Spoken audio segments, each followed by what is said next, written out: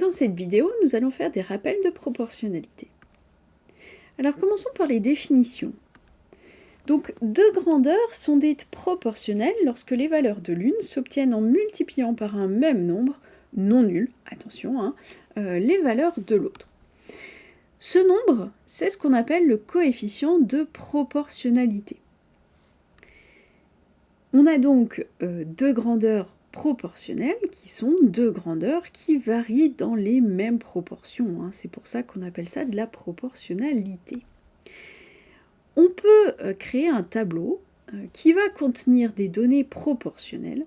Et bien dans ce cas, ce tableau, c'est ce qu'on appelle un tableau de proportionnalité tout simplement. Voyons deux exemples pour commencer. Au marché, par exemple, ça pourrait être au supermarché aussi, le prix des tomates est proportionnel au poids acheté. On voit bien, en fonction du poids que je vais en acheter, eh bien, je ne vais pas payer le même prix. Par exemple, admettons que les tomates sont affichées à 2 € le kilo, ou 2 € par kilo. Eh bien, comment est-ce que je vais calculer le prix que je vais payer ? Eh bien, je vais simplement prendre le poids, attention, exprimé en kilos, que je vais multiplier par 2, qui est le prix de 1 kg.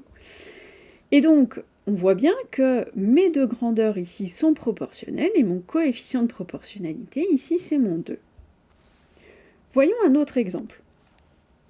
Dans ma recette de crêpes, il est indiqué que pour faire 15 crêpes, il me faut 3 œufs. Je peux faire un tableau de proportionnalité pour calculer combien d'œufs il me faut pour faire un certain nombre de crêpes, ou au contraire, sachant le nombre d'œufs, combien est-ce que de crêpes je peux faire.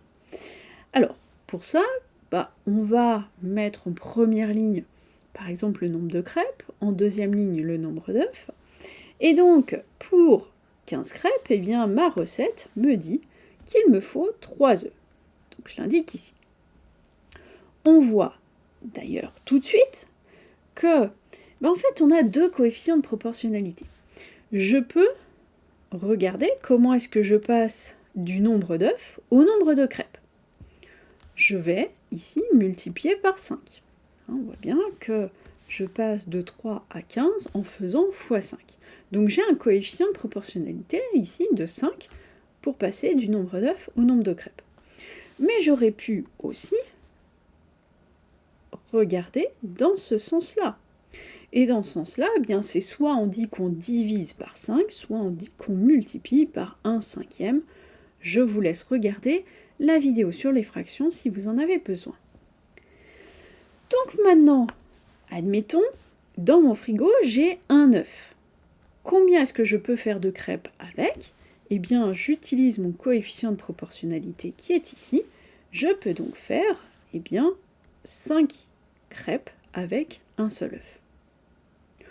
Autre exemple, on est 5 à la maison et on veut manger chacun 2 crêpes. Donc je veux faire 10 crêpes. Combien est-ce que j'ai besoin d'œufs pour faire mes 10 crêpes ? Eh bien, je peux utiliser ce coefficient de proportionnalité-là. Donc je vais faire 10 fois 1/5 ou 10 divisé par 5. Ça me fait donc 2. Donc il va me falloir 2 œufs. Remarquez qu'on peut également passer, par exemple, de là à là en faisant x2 et de là à là en faisant x2 aussi. On a effectivement, on pourrait dire, un coefficient de proportionnalité aussi dans ce sens, même si là, c'est plus tout à fait la même chose. En tout cas, les grandeurs qu'on considère ne sont plus les mêmes. Mais effectivement, on peut passer d'une colonne à une autre dans le tableau en multipliant par le même nombre. Par exemple, je veux faire 30 crêpes. Eh bien, je peux, on va partir du 15, aller jusqu'au 30 en faisant x2. Donc, ici, je vais aussi passer de 3 à ce que je cherche là en faisant x2. Et donc, 3 x 2, ça me fait 6. Et vous remarquez que, effectivement, 6 x 5, ça donne bien 30, et 30 x 1/5, ou divisé par 5, ça donne bien 6. Voilà comment fonctionne un tableau de proportionnalité. Alors, donc quand on veut faire des calculs en situation de proportionnalité, comme on vient de le faire là par exemple avec nos œufs et nos crêpes, on peut utiliser ce tableau de proportionnalité, mais on a aussi une méthode qu'on appelle le produit en croix. Alors, qu'est-ce que c'est que cette méthode-là? Supposons qu'on a donc deux grandeurs, je vais noter grandeur 1 et grandeur 2, et puis un certain nombre de valeurs avec mon coefficient de proportionnalité ici qui est K. Eh bien, le produit en croix me dit que AD, je vais le mettre comme ça, AD est égal à BC. On voit le fameux produit en croix, je fais le produit en faisant les croix. Et puis, je peux réécrire ça en disant que, par exemple, le D est égal à BC sur A, si c'est le D que je cherche. D'où est-ce que ça vient, ça? Pas très très loin. Regardons, on a dit, on passe de là à là en faisant fois K. Ça veut dire que C, c'est égal à A fois K. Donc, en particulier, j'ai K qui est égal à C sur A, en tout cas, si A est différent de 0, mais bon, ça n'aurait pas beaucoup de sens de faire un tableau de proportionnalité si A était égal à 0. Je l'ai pour la première colonne, mais je l'ai aussi pour la deuxième colonne. Donc j'ai D qui est aussi égal à B fois K. Et de la même façon, j'ai K qui est égal donc à D sur B. En tout cas, si B est différent de 0, mais encore une fois, ça n'aurait pas bien de sens autrement. Bon, mais du coup, K, c'est à la fois égal à C sur A et à D sur B. Donc ça veut dire que je vais avoir C sur A qui est égal à D sur B.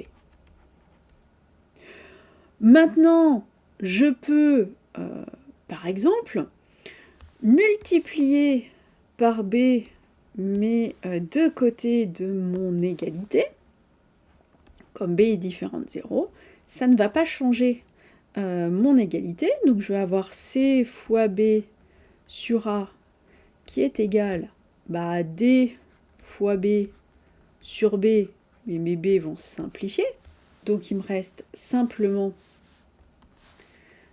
D, et on voit apparaître cette égalité-là.